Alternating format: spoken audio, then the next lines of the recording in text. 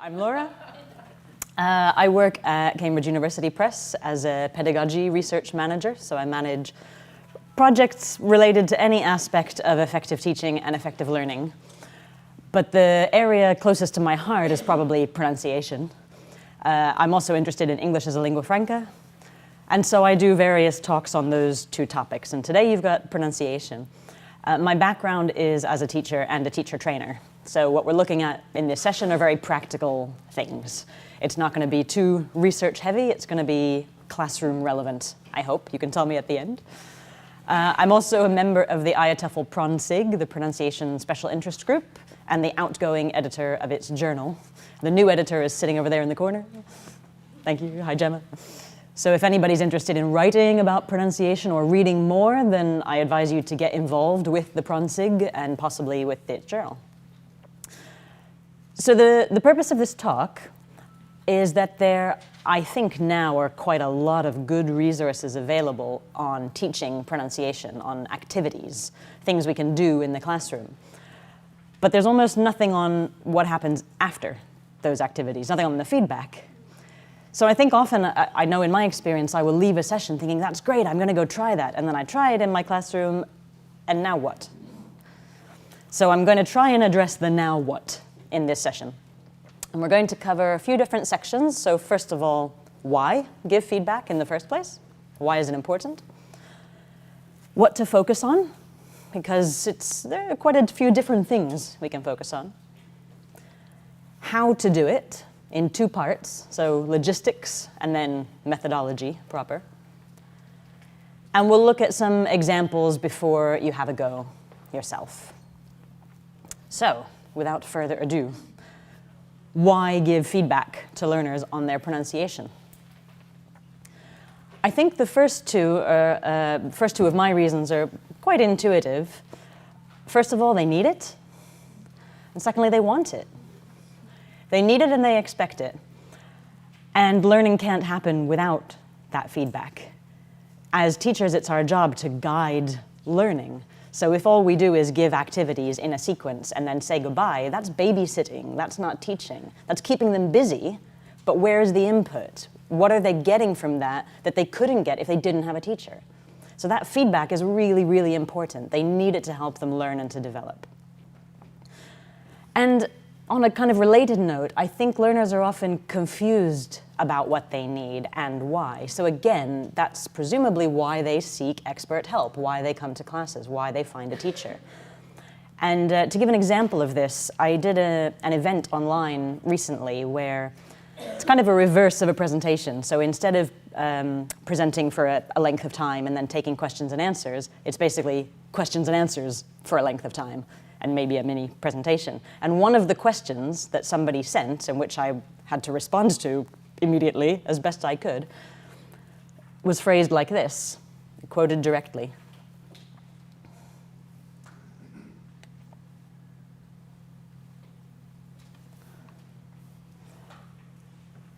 So to reiterate, as teachers, it's our job to guide learning and to help with that process and that mess, that confusion that learners have. They need some feedback on what they're doing and whether it's suitable or whether it's appropriate.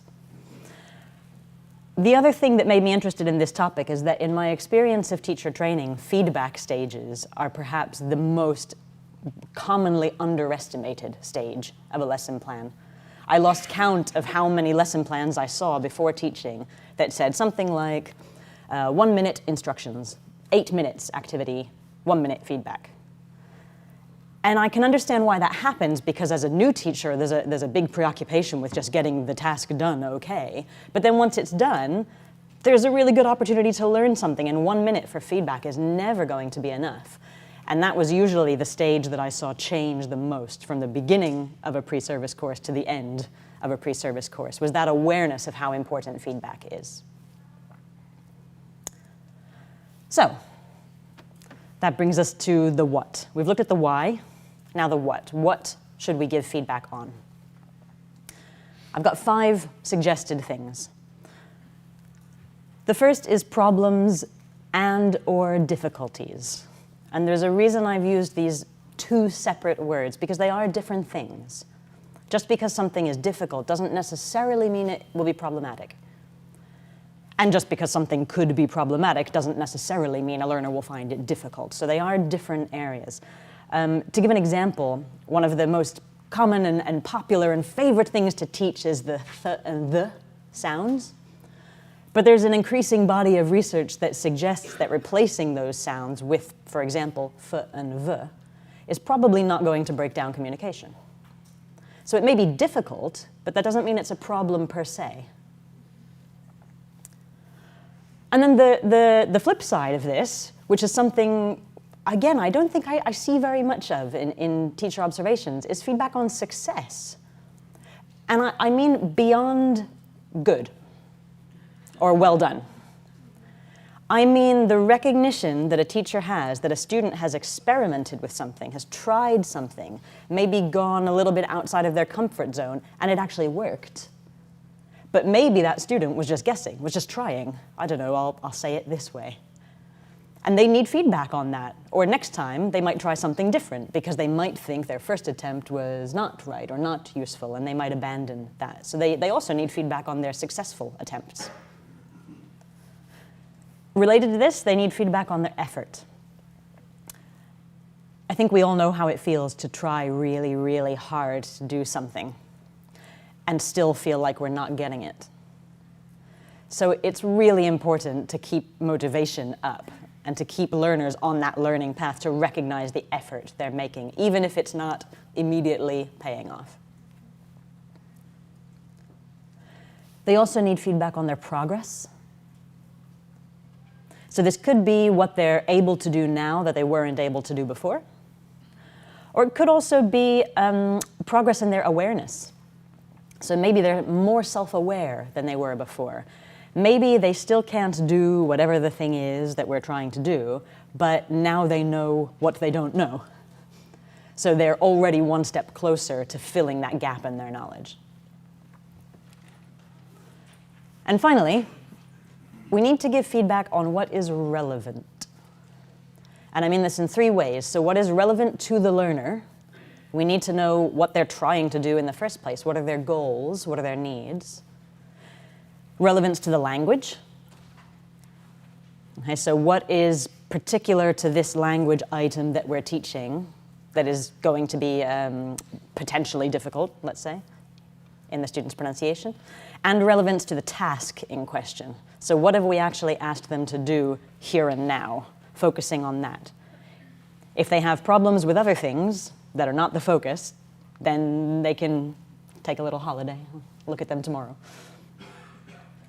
So to give an example, let's imagine we're doing a lesson on media, TV. What's your favorite kind of TV show? Okay, for example. And I've got a student in my class whose first language is Japanese. And we've taught these types of TV show, documentary, comedy, reality TV, etc. And the learner says, I really like real TV. Okay, I could immediately say, no, reality TV. But what was I trying to do? If my focus at that point was simply to get them using words and pronouncing them clearly, then maybe I can forget for the moment that they forgot the lexis and just focus on the fact that they just produced 2 r sounds and 2 l sounds, which are notoriously difficult for first language Japanese speakers, and praise that. So again, focusing our attention. We're all busy. We never have enough time to do everything we want to do. We need to find a way to prioritize. And choosing what's relevant can really help us do that. So this brings us swiftly on to the more practical side of things. As I said, we're going to look first at some points on just logistics, and then we'll start the methodology, the workshop part of this session. Okay, so first of all, logistics. Now, before doing a task, any task which you know you're going to use to focus on pronunciation, you need to have some idea of what might happen, what might come out of that task, so that you know how to listen during the task. You can listen, you can focus your attention as much as you're focusing theirs. And that will help you look at what's relevant and dismiss what's not. So essentially what we're saying is you need to manage expectations. Your expectations and their expectations. To take a simple example, I'll do a different vocabulary lesson today. Today we're teaching musical instruments. So what's this one? Good. Not very confident. It's a cello. Well done. Are you afraid I'm going to judge your pronunciation? Don't be. It's a cello. Okay. So let's imagine this is one of many words that I'm teaching in my lesson on musical instruments. And I want to think a little bit about how my students might pronounce that word or not. Super quickly, 30 seconds, either in your own head if you prefer, or with someone nearby. Think of learners that you know or teach, and just give an example of something in this word that you think would be important for them to focus on, something they might find difficult, something that's salient about the word cello. Just 30 seconds.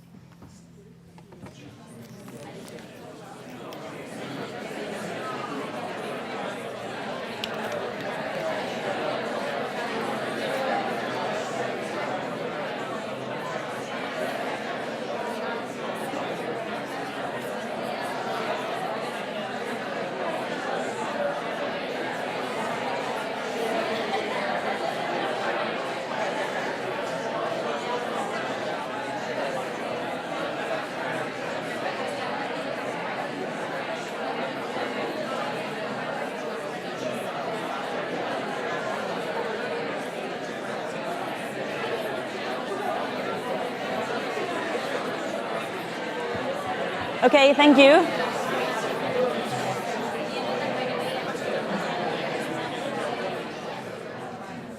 Oh, good, you've done this before.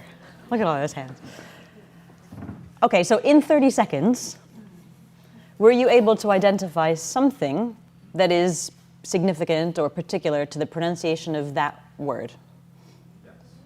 Just something, one thing maybe. Okay. And were you able to identify anything that might be problematic about the pronunciation of that word for students you know? Okay, that was 30 seconds. With practice, you can do it in 10 seconds. That's the bare minimum you have to do before you go into a class to prepare to give feedback on pronunciation, is what do I know about the thing that they might say and how they might say it. Here's my analysis. There's the word. Spelling okay? 2 syllables. First one is stressed. That's my transcription. So far, so good? Anything you disagree with? It's okay if you disagree.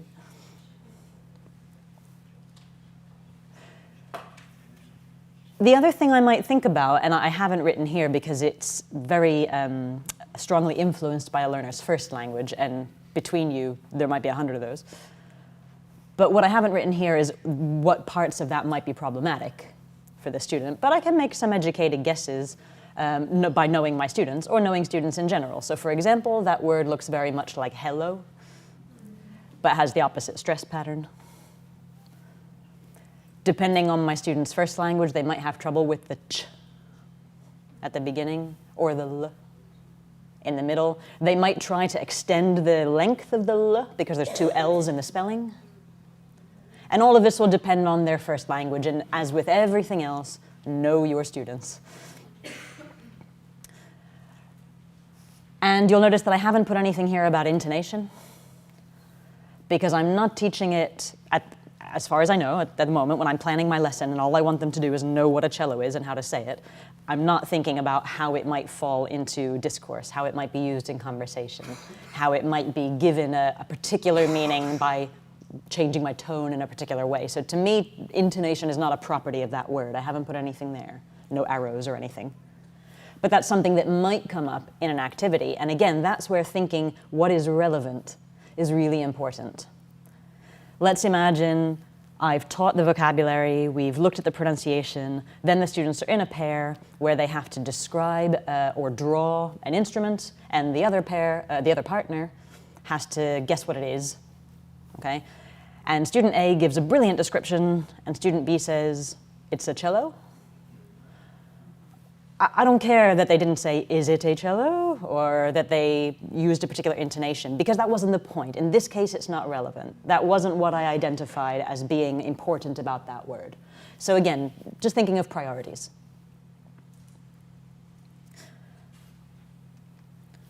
So, get rid of her. Thank you, don't need her anymore.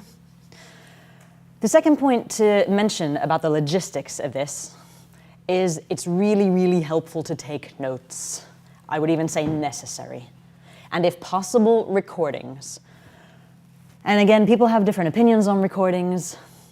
There's a school of thought that says always ask permission. There's also a school of thought that says if you ask, they'll never say yes. So just do it and then delete it later. Again, know your students. But the benefit of recording is that it removes any dispute or ambiguity. You can go back to things. It relieves a burden on your memory because you can go back to it. And we really make a lot of demands on our working memory when we're teaching and learning. If possible, video recordings can add another layer of really, really useful data for your feedback. It can make all the difference between a learner understanding and not understanding how to articulate a particular sound, for example, if they can see what they were doing when they did it. So being able to say, I don't know, imagine the student is struggling with b, and they're not really closing their lips closely. Hopefully, as a teacher, you would notice that, you can give feedback on it, but showing them that they did it in the video is often the light bulb moment that you need for them to say, oh, like this. But they couldn't get there until they saw themselves doing it. So video is really useful as well.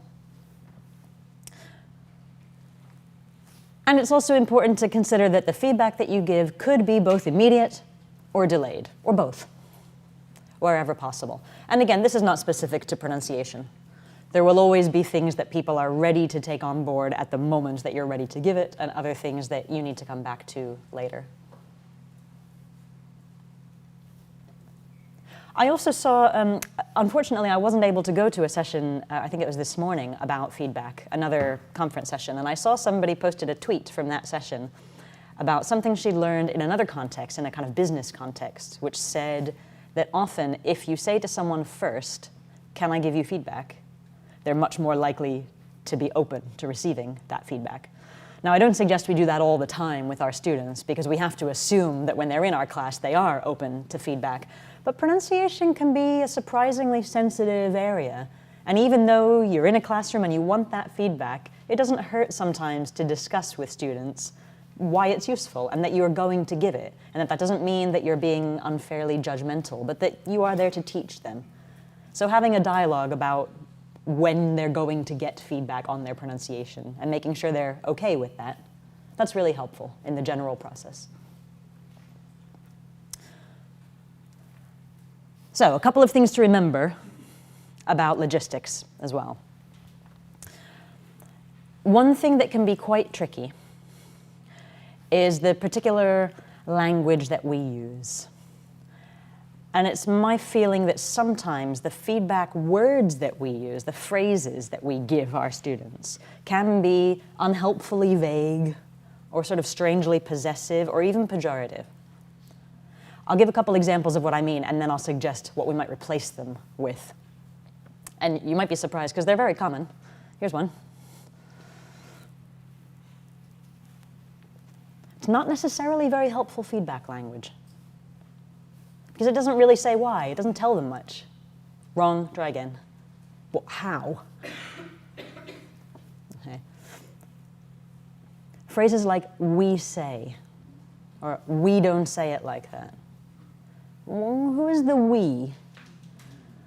I find this quite unhelpful because it reinforces this concept that there's a kind of in-group of speakers who get it and an out-group of speakers who don't. And you're in that one. When are they going to become among the we? Also, natural. That was very natural. Again, it's a little vague and a little bit weird.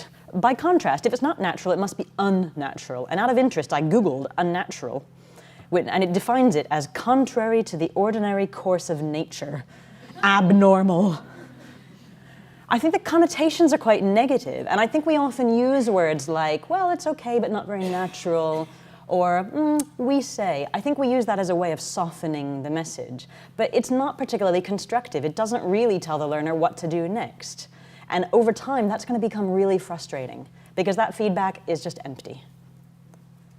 So instead of saying, right, bye, or not very natural, we can try things like, that was, yes, the standard pronunciation. Or that was clear. Or that was possibly confusing or possibly unclear. And I say possibly because a lot of people's ability to understand resides in their ears. It's in the ears and the mind of the listener, the expectations of the listener. It's not entirely the responsibility of the speaker to achieve understanding. So possibly is an important word, and I accept that that can also feel a little bit vague. But it's important to acknowledge that no one person can represent all of the listeners that our students will ever meet.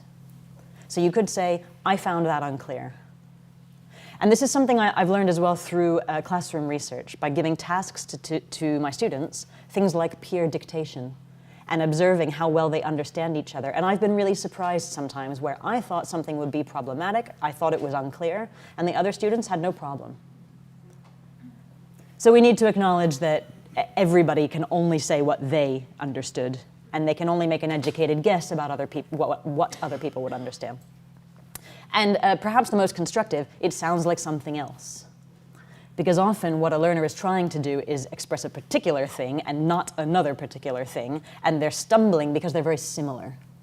So if you can say, I understood what you meant, but it sounded like this, and help them make the distinction between the two similar things, that's going to be much more constructive and something for them to remember. Oh yes, I must make sure they don't hear this. I want to say this instead.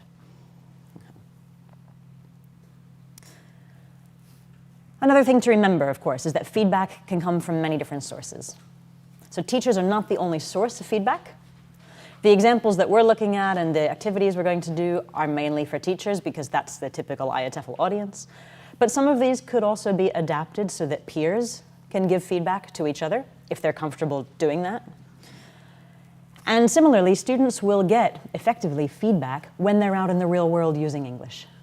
They'll get immediate real-time feedback on the clarity of their pronunciation, for example, from people in shops, or people online, or colleagues, or whoever it is who tries to understand their speech every day. And related to this, it's important to remember that learning continues outside class.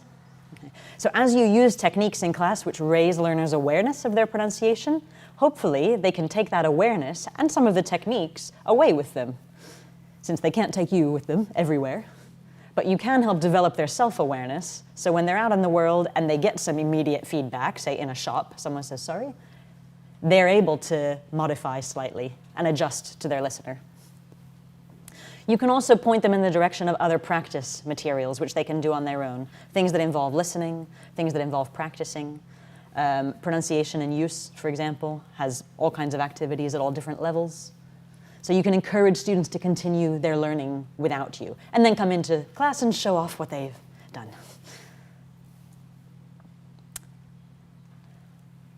So, methodology. I'm calling this a feedback frame, and you'll see why. It's a kind of a framework. It looks a bit like a frame. Right angles and things.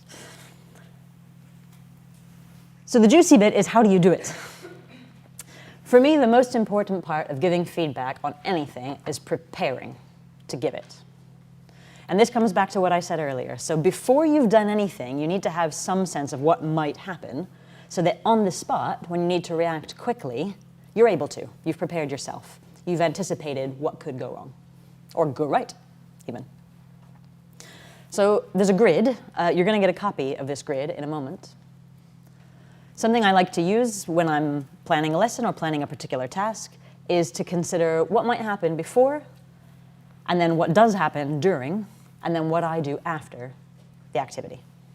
And essentially, this means, first of all, thinking, what is relevant? What do I expect? And also being prepared to be surprised on those 2 points. Then in class, while they're doing it, you can take notes in the during activity, while you're listening. Or if you record it later on, you can go back and check what happened. But so that you have some kind of record of what actually happened. And then after the activity, you can take a note of what feedback you gave, because that will feed into the next lesson, and the next one, and the next one. So we've got an empty table. We need to fill it with some stuff. So we're going to do an example. Remember the word from earlier? Okay, so there it is. So very briefly, before I show you one I've prepared earlier, can you think for a moment about that first column? Just refresh your memory. We touched on this before. What is relevant to that word, and what might you expect from learners that you know well? Just 30 seconds to refresh your memory.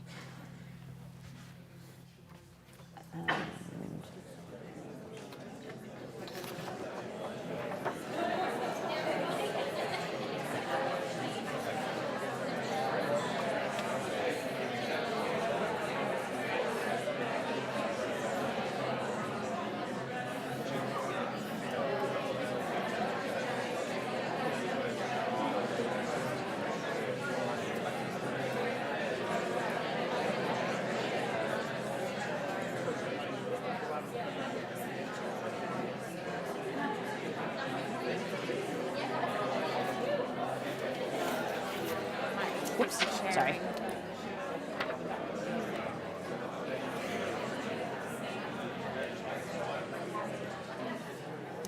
Okay, thank you.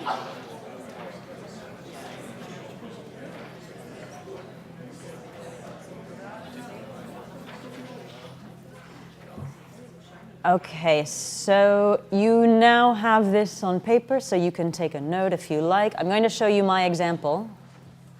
Like a bad teacher, I've given you the handout before my example, so can you look here, please? My example is based on the assumption that I'm teaching speakers whose first language is French, just because I had to pick an example, and that I'm focusing on their ability to be understood. I'm looking at intelligibility. I'm not looking at trying to attain native-like pronunciation, and that I'm doing a vocabulary practice task. Those are my assumptions on which I've based these expectations.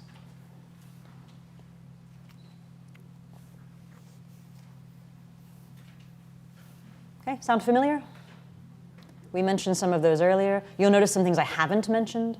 I haven't mentioned, for example, that the sound might be difficult, or l, because they're typically not for French speakers, but ch can be.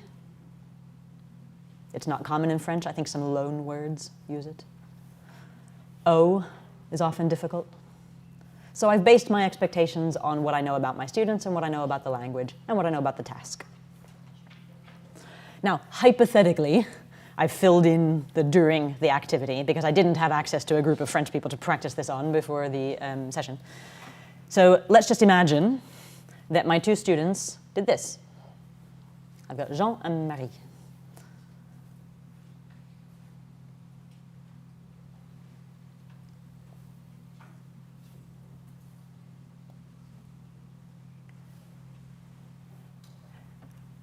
Now I want to stress, I invented this, but I invented it based on what I think might happen, just to give you an example of the kind of notes. Because there's a lot going on during an activity, and you might be taking notes on other things, and you don't have time to write everything. So I'm only writing things relevant to the things I prepared, like stress. If something's okay, I also make a note, because remember, we want to give feedback on what works well, not only what needs some remedial attention.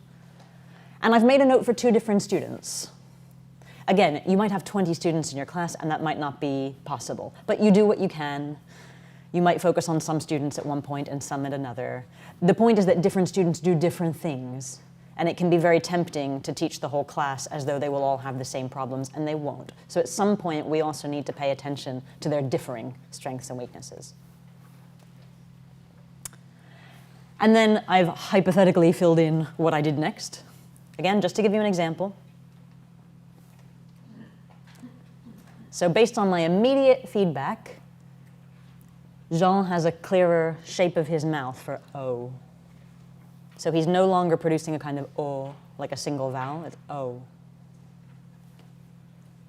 And Marie, I drilled a little bit, and specifically I drilled it in a sentence because that was where she was having trouble. She could say the word, but there's a tendency for stress to fall towards the end of words in French. And she was avoiding that when she said the word in isolation, but when she put it in a sentence, it changed. So again, you'll notice the feedback is relevant to that problem because she wasn't generally having a problem with the word. So I'm not going to address general stuff. I need to address that specific thing. Now, so far, we're looking very much at how to prepare to give feedback on pronunciation and then what might happen. How to actually give it, I'm only going to mention 3 things that I think are important to remember. Because for me, the importance of giving feedback on pronunciation is simply to do it. The actual techniques for giving feedback are not necessarily any different from teaching pronunciation. And there's loads of really, really valuable stuff out there already on how to teach it. And I'll give you an example in a moment with our 3 things to remember. So the only advice I'm going to give is, first of all, make it physical and or visual wherever possible.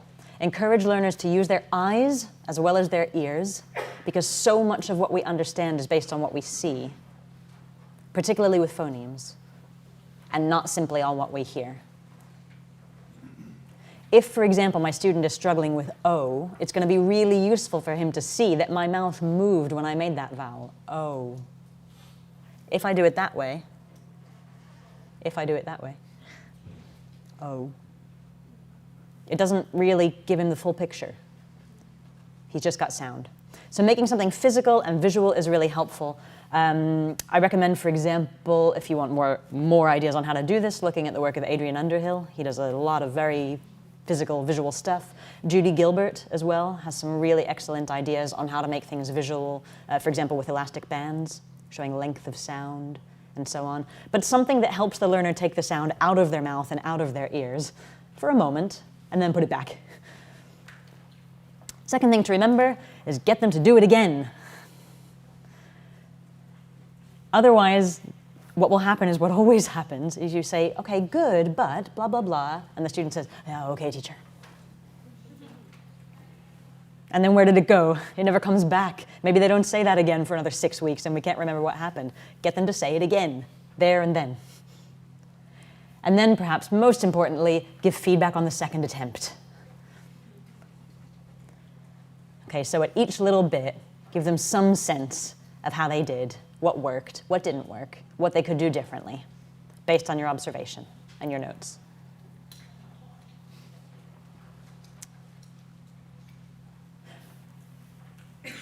So back to our feedback frame. I want to do an example. Here I've written notes on what I did to give feedback, and in this case, corrective feedback, but I could also give something like scores, something that I could refer back to later. So one thing I might do is give a kind of marks out of 5 for accuracy, for effort, and for improvement. I wouldn't necessarily share these with the students at that point. It depends on so many other factors. But I would make notes for myself. So for example, I might say, Jean, accuracy 4, effort 3, wasn't really trying. Improvement 4, it was much better than the last time I heard him say the word. For example. And then I've left that last column blank so that the next day or the next week, if we do it again, I've got some frame of reference. And I have to assume and trust to a degree that I will be consistent in my scoring. But the point is that this is a notes page for you to help you teach. Okay, so it doesn't have to be really long and complicated, but you need to understand the notes that you've made. One last point to mention, of course, is that here I've only made notes for French L1 speakers. Can you raise your hand if you teach in a multilingual context? Okay, quite a lot of you. So this can be a little more tricky, and again, it comes with experience and knowing your students and knowing the available literature. But just to give an example, if I was doing this word with a mixed L1 class, and here I'm assuming that I've got students whose first languages are French, Greek, Japanese, and Arabic. It's a range of different problems. Then I might make these notes instead.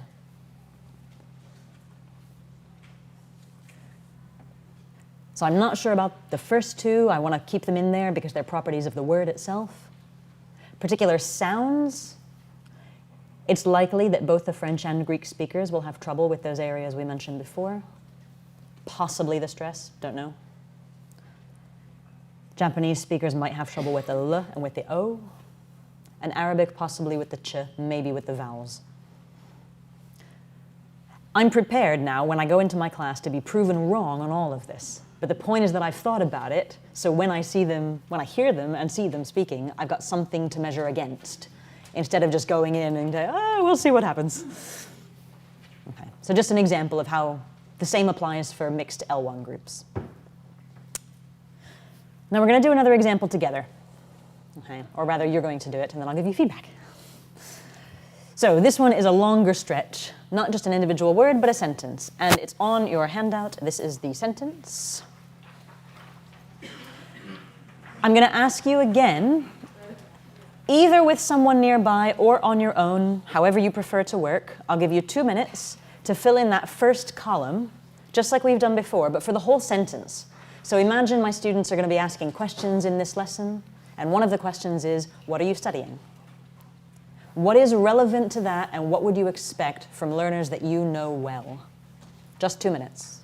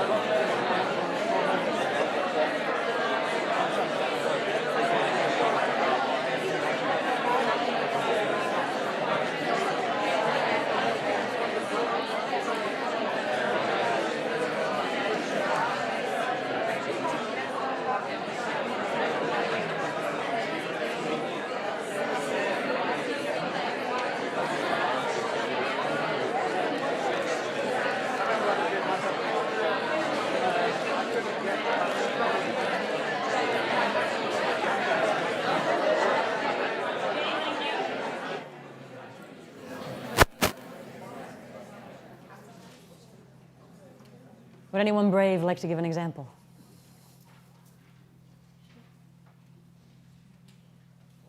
Yeah, go ahead. That they put the stress on the auxiliary verb rather